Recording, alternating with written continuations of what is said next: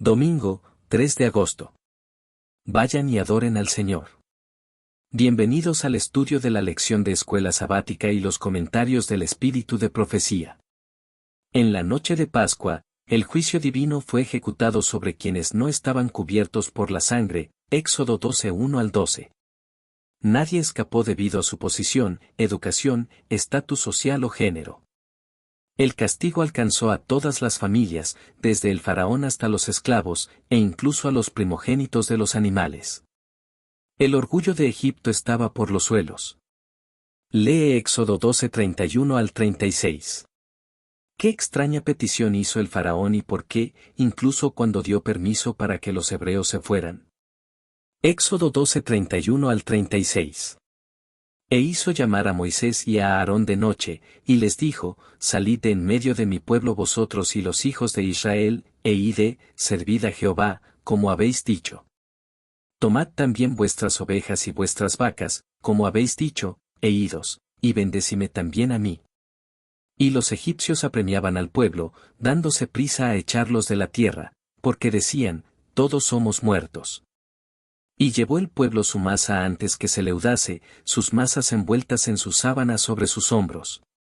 E hicieron los hijos de Israel conforme al mandamiento de Moisés, pidiendo de los egipcios alhajas de plata, y de oro, y vestidos. Y Jehová dio gracia al pueblo delante de los egipcios, y les dieron cuanto pedían, así despojaron a los egipcios. Cuán interesante es la petición del faraón a los hebreos cuando les permitió ir a adorar, y bendíganme a mí, o, rueguen a Dios por mí. ¿Por qué pediría eso el rey de Egipto, un presunto Dios, en la tierra y entre su pueblo? Parecía que había comprendido el poder del Dios de los hebreos y deseaba beneficiarse de él. Sin embargo, ¿cómo podía Dios bendecirlo mientras estaba sumido en la rebelión, la terquedad, el pecado y el orgullo? Aunque dio finalmente su consentimiento, no fue por sumisión a la voluntad de Yahvé, sino por la derrota que había sufrido. No estaba arrepentido, como lo revelarían sus acciones posteriores. Simplemente, quería detener la devastación que estaba destruyendo su reino. Faraón fue humillado y dio permiso a Israel para salir de Egipto ante las trágicas consecuencias de la peor plaga. Permite ahora lo que se negó a conceder tantas veces antes, cuando demostró que no le importaba el sufrimiento que sus acciones acarreaban a su nación. Comprensiblemente, el pueblo egipcio también deseaba que los hebreos se fueran. Por favor, váyanse o, todos moriremos, dijeron. Mientras tanto, Dios hizo provisión para que los israelitas no salieran de Egipto con las manos vacías, sino con lo que necesitarían para lo que resultó una experiencia mucho más prolongada que lo previsto. Los egipcios dieron a los hebreos preciosos artículos para apresurar la salida de ellos del país. Por otra parte, lo recibido eran salarios negados a los israelitas durante siglos de esclavitud. Segaramente los egipcios consideraron aquello como algo muy módico con tal de sacar a los hebreos de su tierra. ¿Cuántas veces nos hemos arrepentido de ciertas acciones solo por sus consecuencias y no porque sintiéramos que, en sí mismas, fueran incorrectas? ¿Por qué ese tipo de arrepentimiento no es verdadero? ¿Cómo podemos aprender a arrepentirnos de pecados por los que, en cierto sentido, no afrontamos consecuencias negativas, al menos a corto plazo? Muchas veces, como le sucedió al faraón, nuestro arrepentimiento no nace de un corazón transformado, sino del deseo de librarnos de un problema, de evitar el dolor o las pérdidas que nuestras decisiones han traído. Ese tipo de arrepentimiento no es verdadero porque no reconoce la maldad del pecado en sí, sino solo sus efectos. Puede producir un cambio temporal de conducta, pero en cuanto desaparecen las consecuencias, el corazón vuelve a sus antiguos caminos. El verdadero arrepentimiento, como enseña la Biblia y confirma el Espíritu de Profecía, es obra del Espíritu Santo, nos lleva a ver el pecado como Dios lo ve.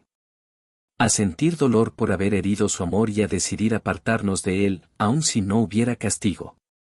Podemos aprender a arrepentirnos genuinamente pidiendo a Dios que nos muestre la gravedad de nuestras faltas a la luz de la cruz, donde vemos el costo infinito de cada pecado.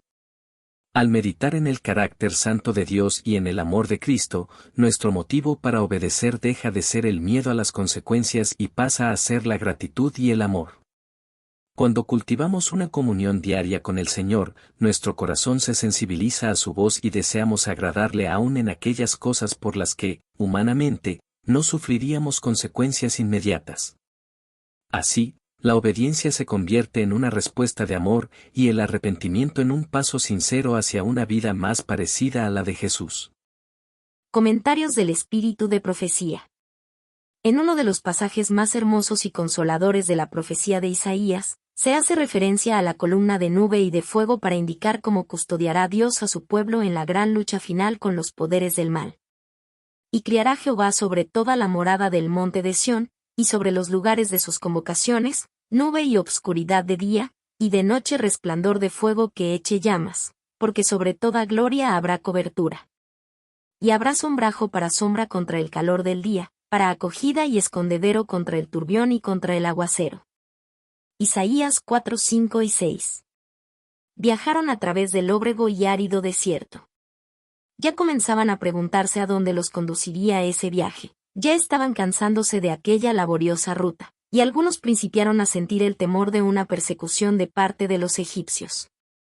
Pero la nube continuaba avanzando, y ellos la seguían. Entonces el Señor indicó a Moisés que se desviara en dirección a un desfiladero rocoso para acampar junto al mar. Le reveló que Faraón los perseguiría, pero que Dios sería honrado por su liberación. En Egipto se esparció la noticia de que los hijos de Israel, en vez de detenerse para adorar en el desierto, iban hacia el Mar Rojo. Los consejeros de Faraón manifestaron al rey que sus esclavos habían huido para nunca más volver. El pueblo deploró su locura de haber atribuido la muerte de los primogénitos al poder de Dios. Los grandes hombres, reponiéndose de sus temores, explicaron las plagas por causas naturales. ¿Cómo hemos hecho esto de haber dejado ir a Israel, para que no nos sirva? Véase Éxodo 14, era su amargo clamor, Historia de los Patriarcas y Profetas, página 288 y 289. Cuando la luz de Dios, potente y convincente, le dio a conocer al gran Yo Soy, Faraón estuvo inclinado a ceder. Pero apenas se quitó la presión, volvió a manifestar incredulidad y contraatacó aquella poderosa luz que Dios le había dado. Cuando rechazó la evidencia del primer milagro, sembró una semilla de infidelidad que, dejada a su curso natural, habría de producir la cosecha consecuente. Después de esto al rey no lo convencería la operación de ningún poder divino. El monarca endureció su corazón y prosiguió, paso tras paso, en su camino de incredulidad, hasta que por todo el vasto reino de Egipto perecieron los primogénitos, el orgullo de cada hogar. Después de esto, salió presuroso con su ejército en persecución de Israel. Procuró traer de vuelta a un pueblo liberado por el brazo de la omnipotencia. Pero estaba luchando contra un poder mayor que cualquier poder humano, y pereció con sus huestes en las aguas del Mar Rojo, el Cristo triunfante, página 105. Gracias por acompañarnos en el estudio de la lección de este día. Esta es una producción del Ministerio Mensaje Adventista. Te invitamos para que te suscribas a nuestra página y continúes apoyando nuestro ministerio. Comparte esta publicación para que el mensaje pueda llegar a más personas. Te deseamos una feliz semana. Que Dios te bendiga.